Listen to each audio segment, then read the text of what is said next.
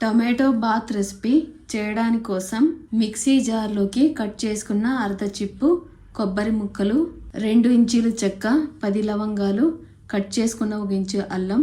15 బ్యాడ్గే మెంషన్కాయి, కొద్దిగా వాటర్ వేసుకొని నైస్గా రుబ్బి కుక్కర్లో 2 గరిటెల కోకోనట్ ఆయిల్ వేసుకొని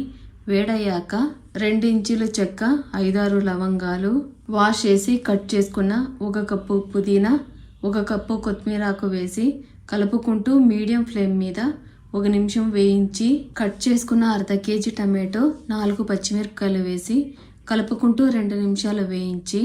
వాష్ చేసుకున్న అర్ధ కేజీ బియ్యం వేసి కలుపుకుంటూ 1 నిమిషం వేయించి రుబ్బుకున్న మసాలా రైస్ ఉడకడానికి సరిపడా 3 గ్లాసుల రైస్కి 6 గ్లాసుల నీళ్లు, సరిపడా సాల్ట్ పొడి వేసి అంతా బాగా కలిసేలాగా మిక్స్ చేసుకొని మూత పెట్టి 2 విజిల్ రాగానే స్టవ్ ఆఫ్ చేసుకొని ఆవిరంతా పోగానే మూత తీసి సర్వ్ చేసుకుంటే